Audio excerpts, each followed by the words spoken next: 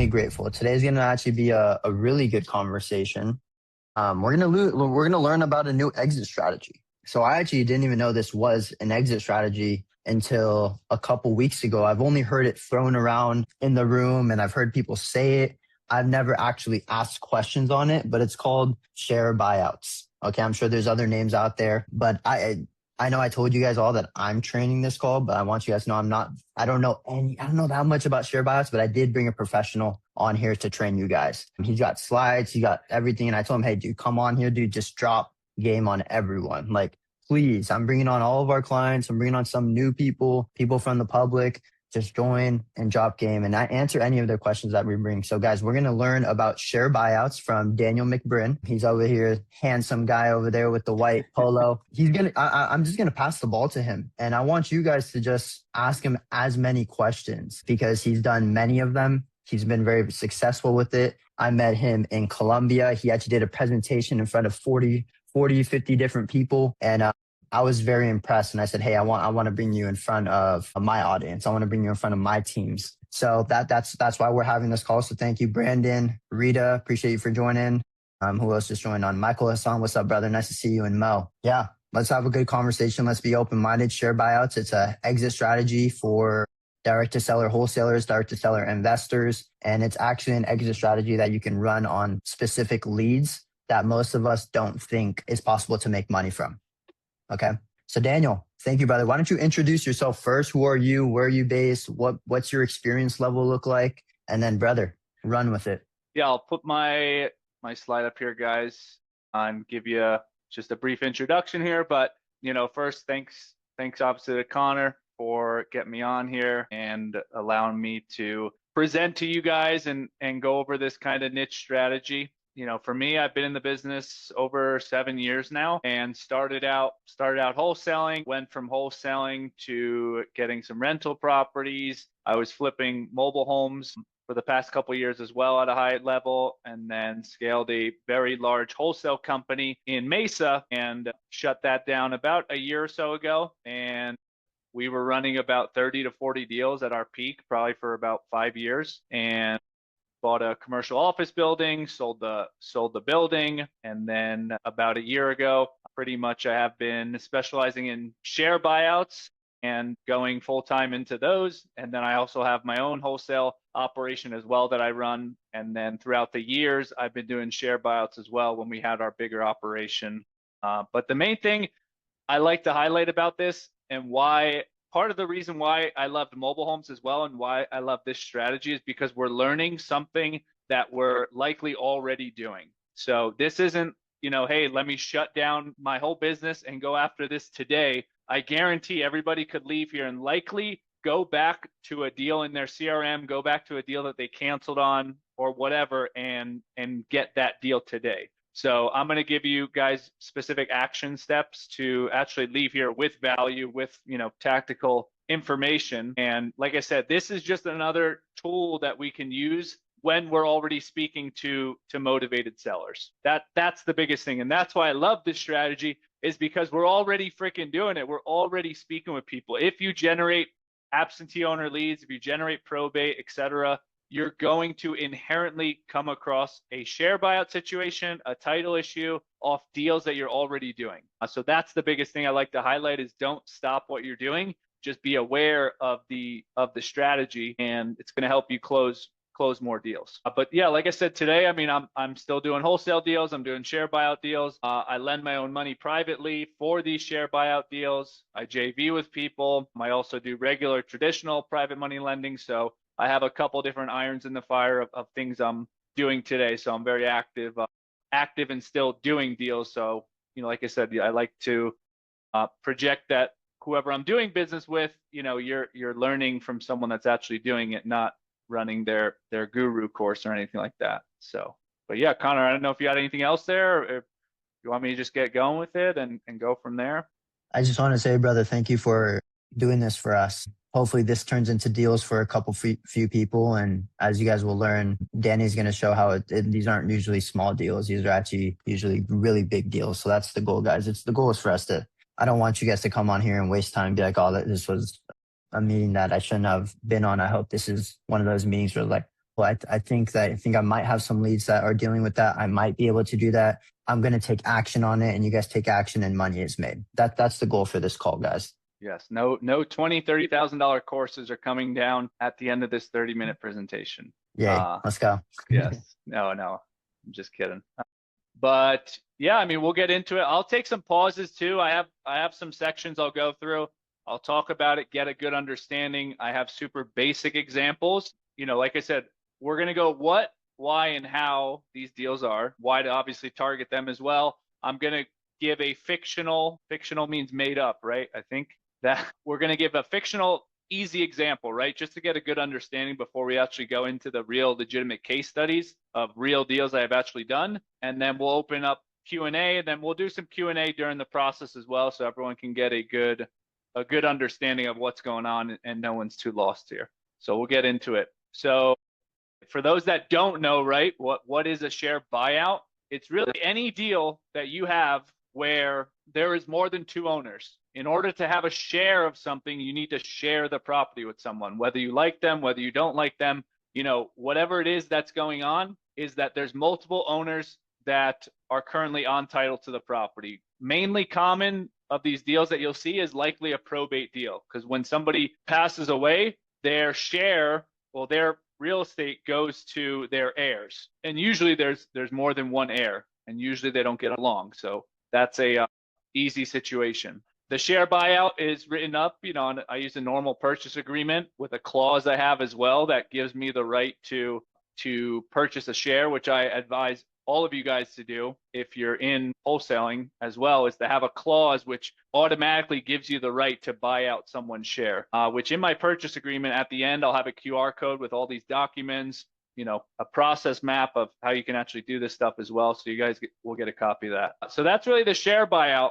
The curative title side is deals that have specific title issues. So there's back taxes, there's current probate issues, a quiet title, if you guys are familiar. When there's a break in the chain of title or a claimant on there that's not a real owner, we have to take them through a quiet title process. So that's kind of the curative title aspect, and I separate curative title from share buyouts because there is a little bit of differences, but they also go hand in hand. A deal that has multiple owners that don't agree what to do likely has back taxes as well. There's issues going on. So any deal where there's more complex problems, that's really what we're targeting here. So why do I want to target these deals? Why do I want to get in these crazy messes? The profit's obviously higher. The profit margins are extremely higher than traditional wholesaling.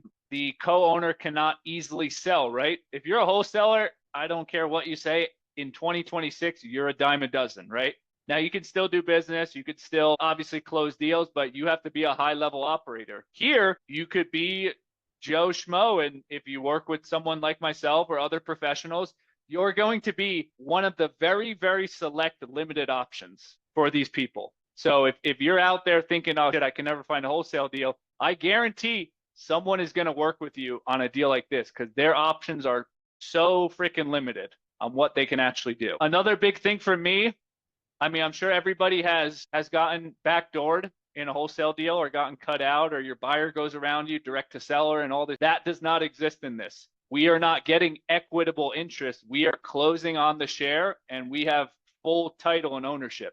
So if that other co-owner tries to go around me or anything, I'm already on title. I have a recorded deed against the property. So it's not a memorandum. It's not a contract. When we close and we get the deed, we are the full owner. There is no backdoor. There's no equitable interest. There's nothing. And if I'm not wholesaling, I'm also not subject to wholesaling regulations. Since I'm an actual buyer and I'm closing on this, I don't need to do all my disclosures and this and that. I still advise you to put in disclosures, but I don't need to follow wholesale regulations. And as opposed to flipping and all this other stuff, your contractors you work with are going to be attorneys. They're not going to be contractors that don't show up to a job. It's a lot easier to deal with. Less competition, like I said. The sellers have more limited options. And most importantly, like I was saying at the beginning, is that these deals are already in your pipeline. You don't have to go and create a whole bunch of crap to get this up and running. How are we going to look for these deals? So you're looking for deals with title issues, more than one owner, etc.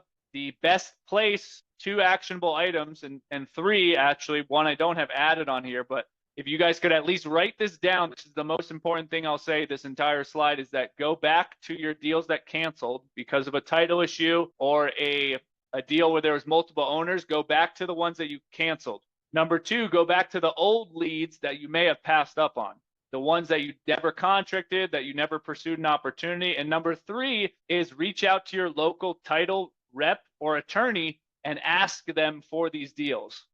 Those are three literally free ways of getting one of these deals tomorrow. And these escrow officers and attorneys are going to want to provide you with the seller information, wholesaler information, whatever they can, because my arrangement with the title companies I work with is send me the fudged up titles, and I will work with the wholesaler, I'll work with the seller, I will fix the issues, and then once I have it clean, I'll open it back up with you and close it through you. So it's a win-win situation. My rule here too is I stick to 100K equity minimum. So meaning I want to deal with properties where there is at least $100,000 of value on the property. Because these deals are, there's legalities, there's attorneys involved. When we don't have at least 100K of value, the attorney fees are likely going to be too expensive to actually make a decent profit on these deals. Not saying it can't be done, but for me and my strategy and what I've experienced, that's kind of my threshold of what I want to deal with. And actually coming up with an offer is simply taking the as-is value. Hey, what could I wholesale this for? How many owners are there? And then dividing it by that percentage of ownership. So if there's two owners, the property's worth as is for 100K, the share value, if it was clean, is $50,000. That's simple terminology here. The four main strategies once we're actually into the deal. So we buy the deed, we get into the deal. How do we actually get freaking paid is obviously the biggest thing here. So number one is you buy out the remaining shares at a discount. That's going to be the most advantageous for your strategy. So I buy Connor's share for 50K, I get Brandon's share for 30K, and then I can't even pronounce your guys' name, but I get all the shares at a discounted price, right? And I can get it till I get to 100% shares. That's the most advantageous, right?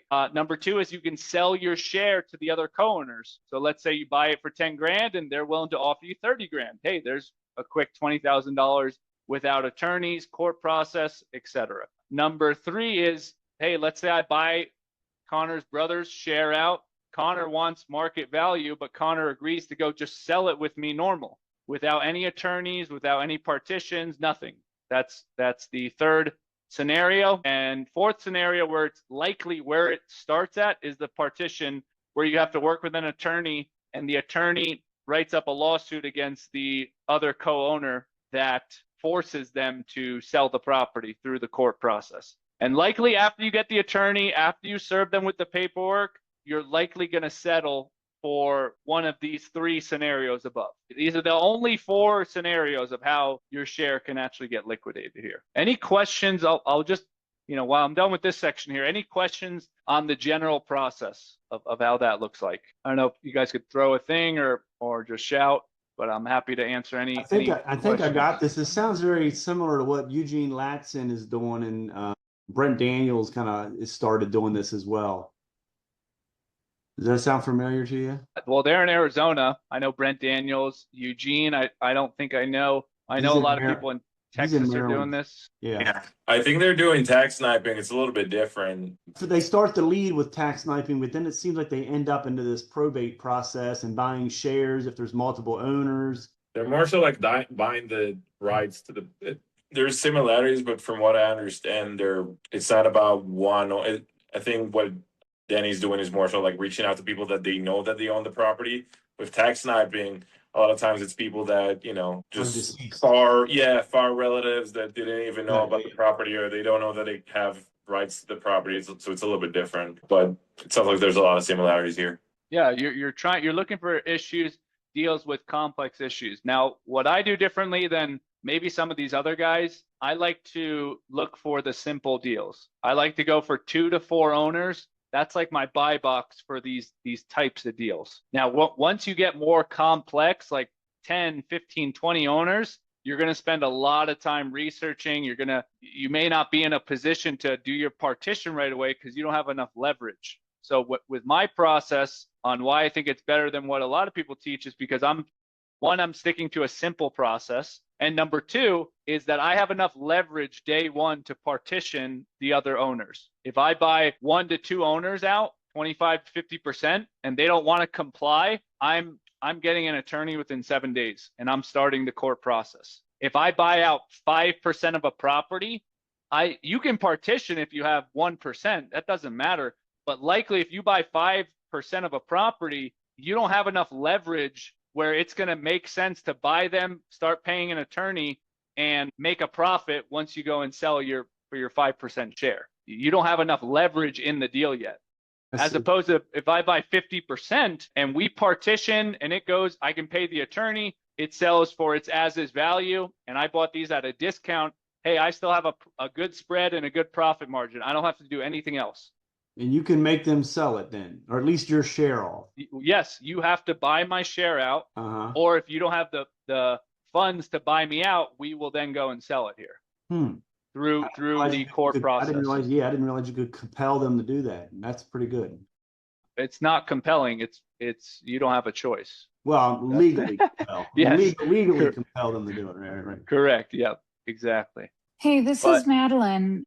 This just sounds very risky. Like, what if someone's not paying the mortgage, or who's responsible for the expenses? What if it's an HOA? Who's paying that? And if somebody doesn't pay, then it could go to foreclosure. Right.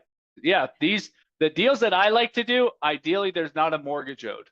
But if there is a mortgage owed, we need to figure out how much equity is in the property. That's going to be the biggest thing. Now, if let's say there's $100,000 owed on the property and the property's as-is value is worth $200,000, I have $100,000 of equity. I can still buy out people in the process of a foreclosure. And it's actually better too. You can get to a better negotiation power if the property is potentially in foreclosure too, because you can say, let's say there's 2 owners, or I have a deal here I made a profit off of. I believe there was somewhere between $80,000 to $100,000 of equity, of just similar to the example I just said. The property was going to foreclosure in 30 days. I paid owner 1 $6,000 for their share, and it's getting foreclosed on in 30 days. I gave him $6,000. I then approached owner B to try to buy her share. She was not compliant with that. And from there, I just let it get foreclosed on.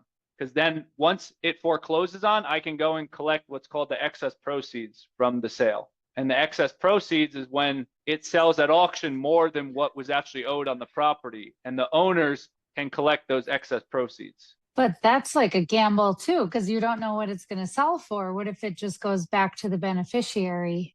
The bank. Right, potentially. But I'm an expert in Arizona. I know Arizona like the back of my hand, and I've obviously underwrote deals in other states as well. I'm running my numbers off what I am extremely confident off of, and I'll go and bid on it myself at the auction. Okay. So I can do that as well.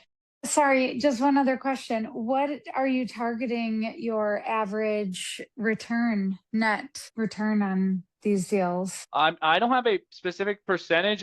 But my target minimum is I'm looking to make at least $60,000 a deal. And I haven't made less than that since doing them. Wow. So people are willing to take 6,000 if there's 100,000 in equity? Well, the thing is, most people, they don't want to deal with attorneys, right? They don't want to hire an attorney, collect excess proceeds, go through this whole process. That still takes time to do. And you have to put money out, right? If people don't have cash, the money is in their home, right? They don't have cash on hand to pay. They need to take things at a discount and then give up, part of their equity for a cash offer. Same thing as a wholesale deal. Yeah, and I heard they don't always want to negotiate with their relative or the other parties involved. Yeah, you're buying a seat at their crazy family table, probably. Hey, Daniel, what's the turnaround time to close on a deal like that from beginning to end? It really varies. My average I account for is between 6 to 9 months. I've done them in as soon as 2. but even put 6 to 12 months. That can be a realistic time frame. But I say 6 to 9 months. Gotcha. Yeah, I asked because we just closed on the probate deal, and that took us like 5 months to close. Yeah, it's not. Okay. And why I love still running my wholesale operation is because I have fast money from wholesale, right? And then my wholesale operation, I'm like, oh crap, that's a share buyout deal. Okay, let me buy that, do the partition, and then that one's just in the pipeline, you know? Then by the time that closes 6 months later, you have a big windfall of cash from that. Yeah, 100%. Yep.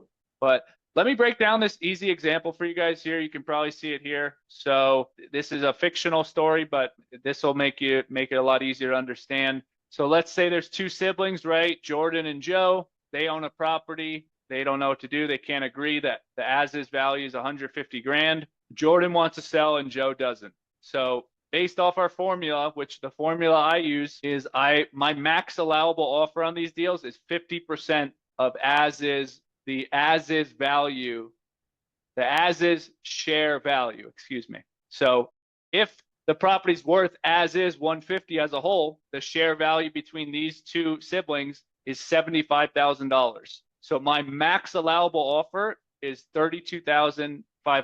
That's the max I can offer, because there's also attorney fees and other costs as well. So likely I'm going to start at an offer probably closer to $15,000 to $20,000. I want to buy these at, ranging from 20 to 50 cents on the dollar.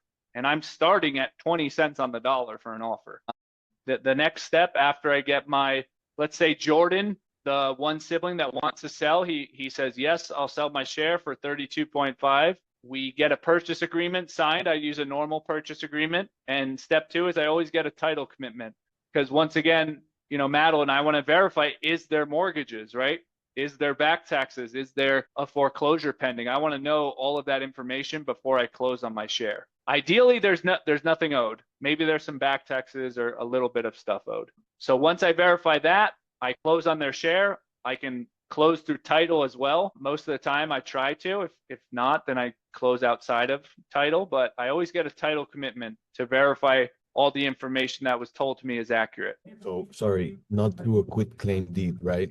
If I could close through title, I prefer to close through title. So after closing on Jordan's share here, I approach Joe with our 3 options, right? Or 4. I say, hey, do you want me to buy your share? Do you want to buy my share? Do you want to sell the property together? Or option 4 is I have to get an attorney and I have to sue you with a partition sale. So I usually give them about 7 days to essentially make up their mind on what they want to do. Which of those options do you want to choose? And this is not like in a combative way too. I try to explain it. And at the end of the day, whether it's me or their sibling, they would have had those same exact options. So I always explain that very amicably.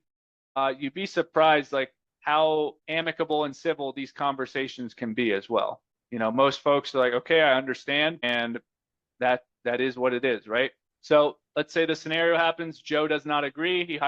You get an attorney, you file the partition, and shortly after Joe agrees. This is like a picture perfect scenario of what usually happens. He doesn't like his brother, so he wants to sell his share for more money. He agrees to sell you the $60,000, you get the purchase agreement, get the title commitment again, because we want to verify. Let's say it took you 3 months to buy their share. We want to make sure no further liens or judgments popped up in 90 days. So you close on Joe's share. And the best thing about this is I could pay the other co-owner full market value because I got owner A at a discount. So that's what kind of this fictional story looks like. Now let's look at the numbers. I was supposed to take this out, so excuse me for this. This is from our presentation here. Disregard these photos. These were two of the hosts of the past event. I did this. Okay. I didn't even realize I had this. Inside joke on your buddies. Yeah. These are my 2 friends. So, but whatever. So looking at the costs here, right? This fictional story, this is how they're all going to look. We bought owner 1 for 32. We bought owner 2 for 60. We had some closing costs. We had an attorney fee. We're all in for about $100,000. And remember that as is value was $150K. So we're all in for 100. As his value is 150, we make a $50,000 profit. Same thing as a flip, right? I buy it for this. Renovation costs, closing costs. This is what I'm all in for, right? And then this is my selling cost. So this is how we account for the profit on these deals. I have a question about the formula. You said it was 50%? 50% max. My max allowable offer is 50% of the as is share value. I'm saying that right. So we Okay. get, number one is we get as is if it's clean, right? It's worth 100K if we could sell it clean. Let's say there's two owners, each share value, break it down to the share value is 50K. And then from there, I'm 50% of the share value. Okay. So Got kind it. of three steps, right? As is value as a whole. We break it down into share value. From share value is 50% max allowable offer. So for this example, isn't it supposed to be 37.5? Because 75K, half of 75 is 37. Yes, yeah. Max. That's correct, Okay. yes. Okay. But Thank you. for this example, I got it, I guess, under my max allowable offer then. Excuse me if I said that incorrectly, but that's Okay. essentially what that looks like then. Just wanted to clarify. You Thank could have went a little higher based on your formula. Based on my formula, yes, yep. I still had room to do that. So that's what I have found gives me the best margin of error, right? I'll break down this real legitimate case study here, and then we can answer a couple of questions on this as well. But this is I think we closed this maybe six to 8 months ago. So this was in Scottsdale. If you guys have ever been to Arizona, one of my favorite places. I lived there for a while. But this is a 3-owner probate deal. Probate was already done, which is great. We don't have to deal with all that bull crap. The property's owned free and clear. Also a good scenario. 2 absentee owners are not living in the property, and 1 owner is living in the property. Not keeping up with the place, not paying rent to the other co-owners, just being a deadbeat brother, pretty much, for lack of better terms. First things first is I find the as-is value. The as-is value is worth $330K. And then I got owner 1 who owned 50%. I bought them at $100,000. Owner 2, I got it at $50,000 for 25%. And then owner 3 was non-compliant to sell at the time. So this was my first owner 1. I ran this deal through title 3 times. So I closed on owner 1 at $100,000, which was Patricia. And as you can see here, it says 375 because we thought it was clean at the time. And then we renegotiated the price to $100,000. So we got our title commitment, right? We signed with Patricia. And to my knowledge, she told us that as well. But I think she said, yeah, my siblings will sign the paperwork, no problem. And turns out they were not compliant to. So we got our purchase contract signed with Patricia, thinking that everybody was going to sign. They didn't. We opened up escrow, and turns out we could not get everybody on board. But we said, Patricia, you realize you own 50%, right? Why don't we just close on your share? And she's like, what the fudge? I didn't know you could do that, So we negotiated her down to a nominal amount of $100,000. And then we ran this through escrow, just like a regular closing. And we also verified there's no liens, back taxes, or anything like that. But once you took her position as an owner, you could make the other one sell or buy you. I can correct, yes. Okay. Yep. Now I don't prefer to make contact with other co-owners till I'm in the deal. That's kind of like one of my things I try to stick by, because just like in wholesaling, the co-owners will go around you as well. Say, for example, you're just under contract, and then I go to the co-owners will call the seller that you're dealing with and be like, no, I'm going to buy you out. I'm going to refinance you. Don't sell it to him, yada, yada. So we don't want that to happen, right? We want to close on the deal, get full legal ownership. So all of that does not happen, essentially. You'd have to potentially, though, could you sign with one of the owners, and after you have that in place, then sign with the other ones, negotiate them down as well if they won't, and if that doesn't work, then you force the sale? Yes, but I'm talking about, we want to close and get in the deal. If we're not compliant, the last thing we want is co-owner B contacting co-owner A saying they're going to buy them out and try to cut out our position. And you could, and at that point, your contract, I mean, wouldn't they say, well, look, I already signed with the guy. I already signed with him. Signed, but not closed, right? We know how that works in wholesaling. Yeah. Okay. But there's a difference between I have a signed purchase contract and I am on the deed with you. So get on the deed. Right. Okay. We already in bed together. We're not getting out, So for this example, I buy co-owner 2, Sean and his wife, which were both one owner. I buy them at $50,000. They have 25%. I run the title report. I think we contracted him about 2 or 3 months later. So we did not partition Sean yet. The owner we partitioned was named Michael, and Patricia and Sean were telling us, hey, Michael's the issue. We're going to comply. You don't have to get the attorney. We'll sign. It's Michael that's the issue. And Michael is the owner that we had to partition. And shortly after, he contacted me directly and he said, hey, I want to sign. I sent him a purchase contract and we closed about a week later. But we paid him. You could see, look at all these different values we're paying everybody. Owner 1 is 100K, owner 2 is 50, and owner 3 got the most out of this property. He had the least amount of percentage ownership and he got the most for his share. But we were able to pay him what he wants because we got the other shares at a deep enough discount. So all of this still made sense to do. And that's what the numbers look like on this. Owner 1, 100K, owner 2, 50, owner 3, 90, some closing costs, partition, which wasn't that expensive because it got settled really quick. So we're all in for 250 and we're selling at 330 and left with a net profit of $80,000. And this was roughly about 8 months in total. But you first settled on with the first owner. Yes. Okay. Any other questions on that? Real life case study. It's similar to the fictional, but this is actually legitimate case study here. Any specific questions on that or the process, pitch, etc.? Yeah, what does the conversation sound like between, well, the first seller is probably plain and simple educating them. On the second seller, are you saying you already bought Patricia's, or how are you entering the second conversation with the second person? I'm sticking to my 7-day process. That's what I'm doing. I'm introducing myself, explaining the situation.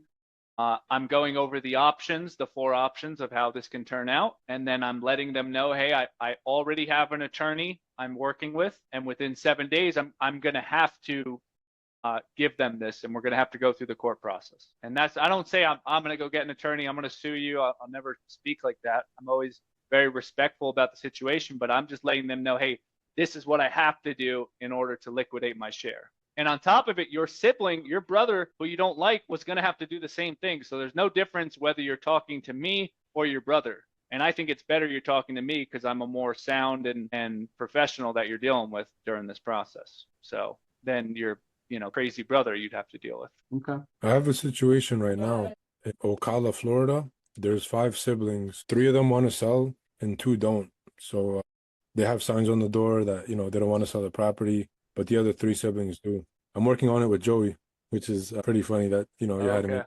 Yeah. Nice. So yeah, it's just, we still have to go through probate. So it's a big, long process. Yeah. That's when it's a pain if it's not already probated, right? I prefer when they're already probated because now you have probate and you have to do a partition. Those are 2 different things and that's a lot of money. I prefer when it's just partition. It's way, way easier, way cleaner. Right.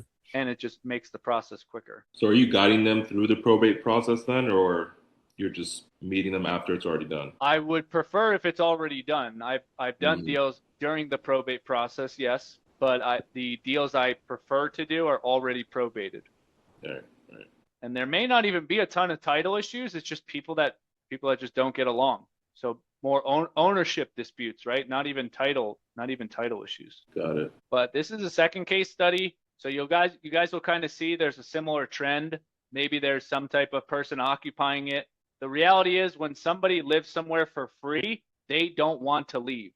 They don't have any financial incentive to give their siblings money to move and pay market rent. These people, they don't want to leave because they have a free ride. That's the reality of a lot of these situations. But this is also this is in Phoenix. Probate has already been done. They inherited it. It was a stepmother and a stepson. The stepson was living in the property, telling the stepmother, I'm going to buy you out. He never did. She was living in Florida. The as-is values were $250, and we got her share for $50,000. Owner 2 was not compliant to sell. So we initially got her at 70, got into the deal, and then we renegotiated our price to $50,000 because that gave us a little more buffer on the risk of the deal, and that made the deal a lot better as well. So we renegotiated our price to 50 with Shirley, and then we are dealing with Dean Howard now. And this is what the legal docs look like for serving a partition. So essentially we're getting with our attorney, giving him our closing documents, our deed, etc., and then he's doing all his legal stuff and he's writing up the the lawsuit to do a partition. So we contacted Dean. Dean doesn't answer. He's ghosting us. So then we're writing up a partition to get the court process started. This court process takes a long time, especially on every jurisdiction too. So you want to get in the door in the court process as soon as possible. Once again, we're in the process. Dean agrees to settle with us, and he actually refinanced us. He actually got a loan and refinanced us. So as you can see here, he was the borrower here, and then we are the seller. So our entity is the seller. We're selling our share to him, and he bought us out for $125,000. This took about 6 months. We closed on Shirley's share for $50,000. Remember, we had $2,000 of closing costs. We spent $10K on an attorney. We're all in for $62,000, and he bought us out for $125,000, the share value, for a total net profit of $63,000. You can't wait till you get to the 125 to pay all those other expenses, can you? Like attorneys and all that? Well, all those other expenses, yeah. The total cost, the 62,000 there. You potentially could. Like I've done deals where, let's say co-owner one, we give them 20,000 down, right? And a promissory note for 30. Right, and then pay them off the 30 at closing. Some attorneys also do deferred payments. I'm working with an attorney in Florida, and they will do their fees from the future escrow. Usually they like to charge more too. You can do that as well. It's all negotiable, right? It's however you structure the deal. 100%. I always try to come into the deal with the least amount of cash possible, hence reducing your cash on cash return once it's all said and done. Danny, we got a few questions in the chat. Yes.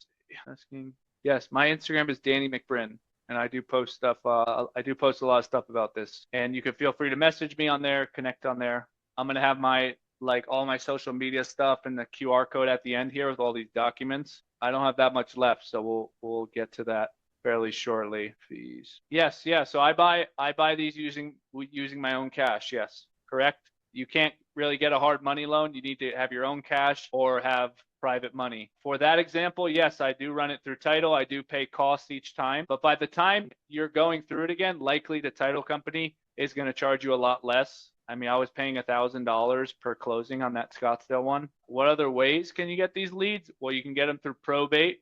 You can get them from your CRM, your canceled deals, your escrow attorney, escrow officer, and then you can source, like probate deals. Go to like your county recorders, look up the recent probates filed, grab those names and stuff like that through there. Go to back taxes, foreclosures. There's all these different ways of getting it.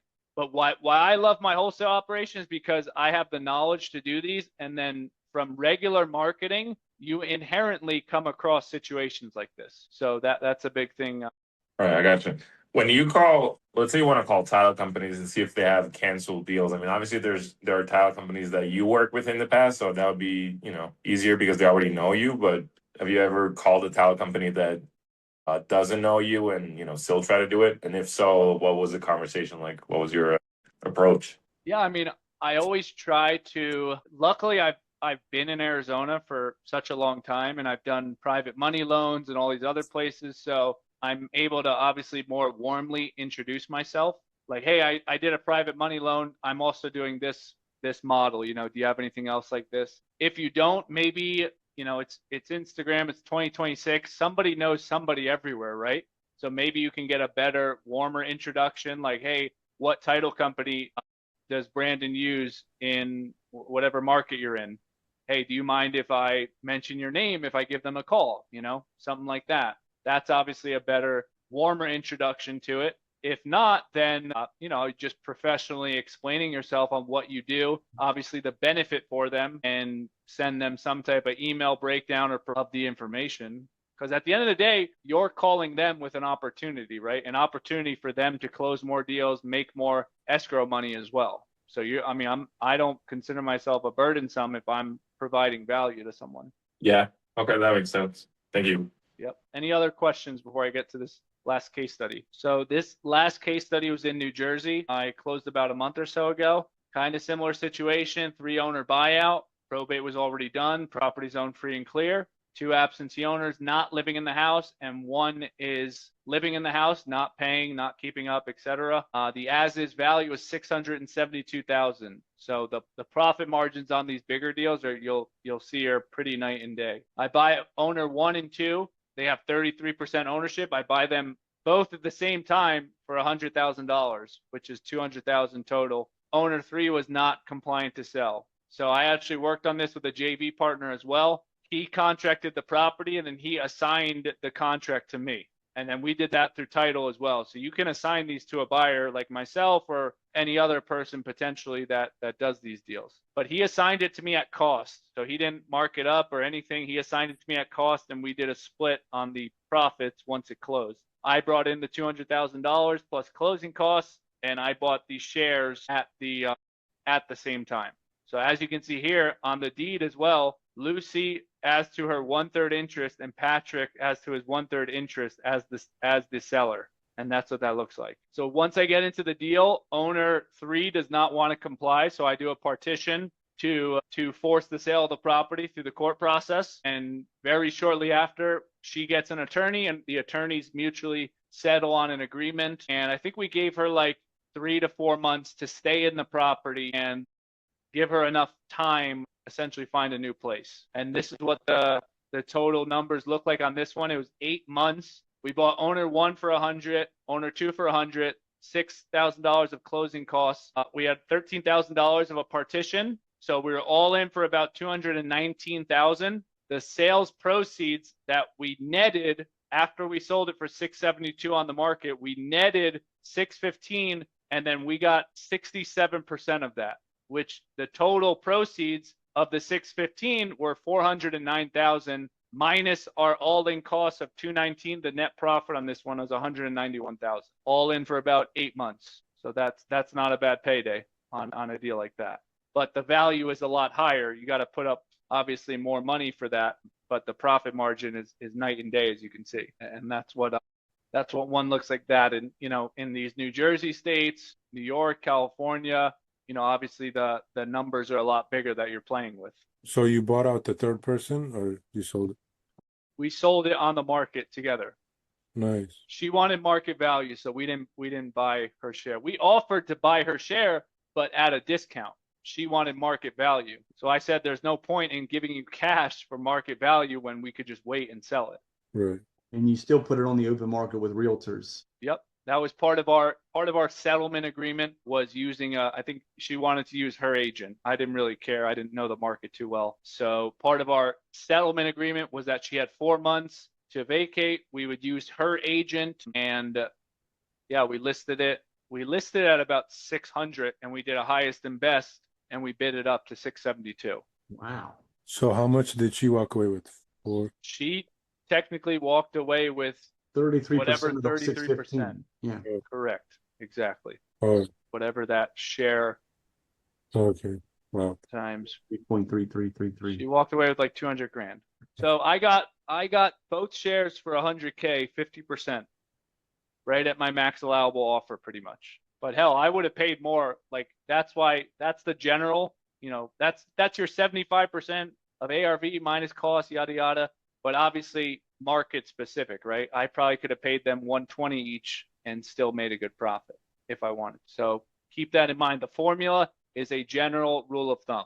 That's not a formula married to everything. But if you stick to that formula, it's very, very, very hard to lose on these types of deals. The market would have to go absolutely sideways, or the partition or the probates, etc. And I just want to leave it here with this to stick to 100,000 minimum. Like these are my rules of how not to fuck up pretty much. So if you stick to 100K equity rule, always running a title search, always getting a title commitment, verify those liens and all your facts and figures, trying to close through title. If you can't close through title, you can do a draw payment where you give them a certain amount down. Like I was talking about with the other guy in here, is not giving them the full amount up front. So we can give them partial payments as well through the process. I avoid trying to do partitions against, people elderly or if there's minor children involved. you know, that's all that is going to delay the process, right? If you're trying to sue someone that's not of sound mind, that may be an issue when you go in front of a judge. And the kids too? And the kids, yeah. If there's minor children involved, or if a minor children has a share, that could pose an issue. Luckily, I haven't not dealt with any of these situations, but other experts, you know, in the industry, this is kind of a general rule of thumb as well. And things are complicated, you know, like this guy's share in Florida. It's complicated when probate's not done yet. So keep that in mind. And if you're just starting out, I think sticking to a 2 to 4 owner process, own free and clear, probate already done. If you're doing deals like this, it's nearly impossible to lose. And you get them at 50% of as is value, and if they're own free and clear, probate's done, it's near impossible to lose. I say near because we never know, but if you stick to this process and this formula, it's insanely hard to lose. The barrier to entry is going to be that cash up front for all those expenses, unless you can negotiate that as promissory notes. Yes, yep, essentially. Yeah. So, but yeah, this is my Instagram. If you guys want to follow me, I JV with people on these deals actively. I put money up for people on these deals actively. I can do the deals nationwide. However, I could be a tool or resource as well. And if you guys scan this QR code, it's going to have the documents you need to do these deals. Purchase agreement, like quitclaim deed, warranty deeds, assignment of interest, and then it's going to have another document like listing out the steps of how to actually close and get these deals done as well. And once again, hey Connor, go you send this CRM. link, right? You send the link for these documents, right? Yeah, they're actually in the chat. I'll put in the chat one more time, and you guys can also scan the QR code on the screen for these documents. Go ahead, Denny. No, you got it in there. I was going to put it in there, but all good now. So you're looking to JV. Yeah.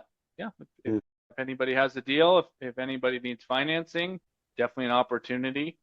You didn't get into I know this wasn't about your mobile homes, but I saw that you're the mobile home king. Yes, that is me. Yes. I was flipping mobiles for a good amount of years. So, and I still am. But I'm more lending on them. I'm not actively as flipping them as much. So I lend on them in Arizona for a lot of people. And for like resident buyers that occupy it, you mean? No, for other flippers. Okay.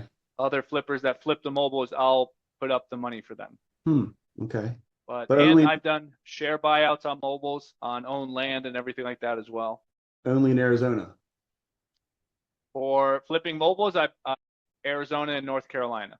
For the share buyouts, I'll do nationwide. Once again, if I stick to my process, I've done these in multiple jurisdictions, and it's, you know, I've come up with this underwriting formula, and I have yet to lose money on anything. So yet. I have money in a deal that I can't recuperate, and that was the one deal I still have never lost. I have not realized any loss yet, but that one is not within this. I did not get a title commitment. It was under 100K of as is. Probate was not done yet. Pretty much every formula I created of what not to do is exactly what I did on that deal. And I'm into it for about $15,000. We completed probate, and it turns out there was a lien against the property because I never got a title commitment.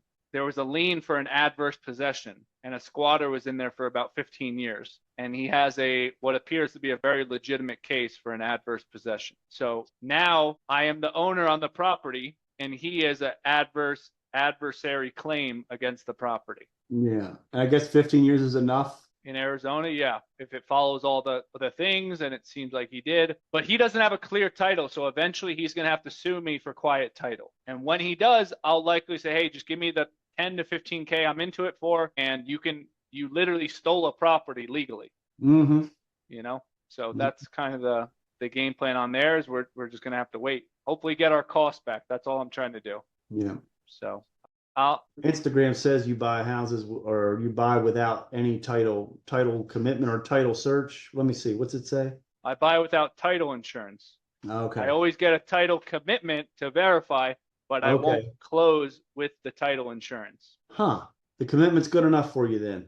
Well, the commitment tells me what needs to be cleared in order to get an insurable title. That doesn't mean I need to close with an insurable title at that moment. But at least I have a checklist, right? I know, hey, you need to pay these taxes.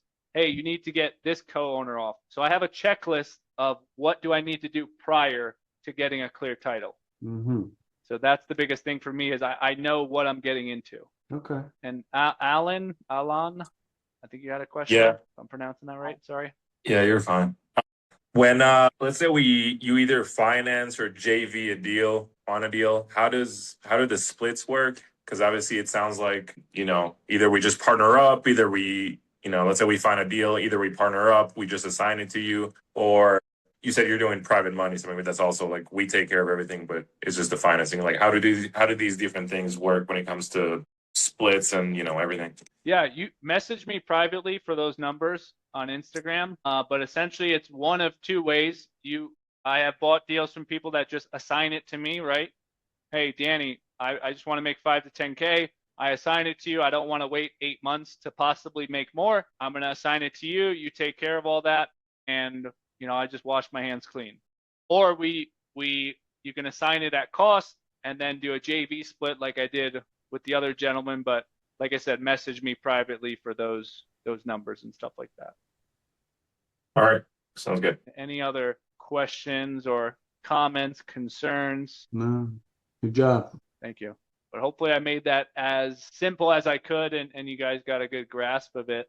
Like I said, for me, I'm a very simplistic person. I try not to overcomplicate things. And, I try to break this down to, a 5th grade level is my goal to get a clear, good understanding of this. And Brandon, what market are you in? I'm out here in Maryland, but I'm JVing with people, in California. So we're wholesaling nationwide. But I've done a lot of sub-2 deals locally here, creative, using land trusts, holding title that way. But ever since coming across some of these purchasing shares from owners and learning more about the probate process, I know you like to have it done probate already completed, which is a difference than what I was thinking this was. But I'm interested. I like these things, and I think most wholesalers might not do the work it takes to wait these out. No. Yeah. But all I'm trying to do is reduce risk, right? That's why when probate's not done, you're like that other woman in here, like, well, this is risky, yada, yada. Mm-hmm. It's risky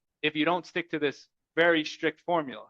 Mm-hmm. Then you start to open up the floodgates. For example, the one I'm in for 15 grand with that squatter.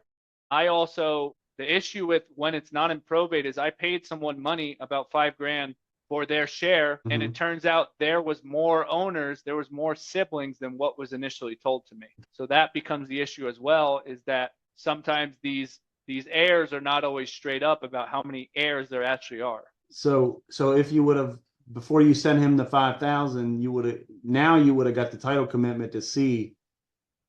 That would have told you more. That would have told me more, yes. Yeah. And I would have done better research on, like, okay, is there more heirs? Is there an obituary? Is there more research I could do? I probably would have called other siblings prior, which in my formula here, I don't advise it. But if I'm buying pre-probate, I'm doing extra due diligence. Okay. So that is more risky to do, is when you're buying shares pre-probate. I see. And you likely want to stick to a state where there's what's called an affidavit of heirship. And the affidavit of heirship bypasses the probate process. If you're in a state where the probate can take super, super long, it's going to be a lot more complicated. An affidavit of heirship is in Arizona. It's in Texas. I don't think it's in Florida. It's in some states. But what you would do, and what a lot of people I know are doing, they'll do all these buyouts pre-probate, and then they'll appoint one of the sellers to sign off on the affidavit of heirship, essentially. And that document, instead of going through probate and the judges and this, all you have to do is it's like filing a deed. You're just filing affidavit of heirship, which is from the owner, the deceased owner, to the heir, or the heir kind of representing the estate. Yeah, I guess I'd have to see what states. In Arizona, there's different names in Arizona. It's called affidavit of succession, which can bypass it. But I'll put this in the chat here. And it'll somehow solve the probate issue, or it doesn't have to go through probate? Then you don't go through probate. Huh. You just file a document. Let's say you and your brother inherited a property. Everyone's on the same page. There's no conflicting disputes. You just you write up an affidavit. Hey, our mother died at this date. She had 2 kids. Her estate looks like this, XYZ. We are the sole 2 heirs, yada, yada. And then you sign the affidavit and record it in the recorder's office. And that gives you clear title. Well, not clear title, but clear ownership. Yeah. It's not the majority of states. It's a few. Right. Correct. Yeah. Okay. I don't think like a state like New York or some very bureaucratical California state. Maryland. No, Maryland doesn't strike me as a state. Too close to DC. Too close to DC. Yeah. Yes, exactly. They have some wholesale regulation there too, right? Yeah, it's more. I think it's more disclosure oriented. It's not terrible. I'm surprised that I'm aware of. Pennsylvania though made it pretty terrible. Yep. Yeah, that your contract's as good as nothing. Yeah, I think West Virginia, they proposed some things but never passed. Yeah, I think the future of this and the winners in this business are going, once again, everybody, you got to go direct to seller. That's where it starts. You go direct to seller, and then you're figuring out which best bucket to put that motivated seller in. Hey, I could do a sub 2 and wholesale it for 15K. I could do a wholesale deal, make 20. I could do a share buyout and make 60 to 100 grand. And if you have a pipeline of all these different types of avenues, you're a more versed investor. Yeah, I like going that route. Yeah, I don't want to deal with agents. I don't want to deal with on market. All this. Yeah. Some people do it. Yeah. Or maybe their course sells it really good. But I've done it, and it's the worst thing in the world is dealing with agents or trying to wholesale a property listed on the market. Just see how many calls your seller's going to get. So at least in my market, Arizona, I mean, you're trying to get cut out left and right every day. It's unfortunate, but it's just the reality. Agents aren't well versed on this stuff either. No. Yeah, they don't cover it in agent school. But yeah, that is pretty much all I got. If anyone else has any closing questions, feel free to type in the chat or raise a hand or something. Good. And I'll connect back with you guys here on social media. Are you doing nationwide wholesaling or?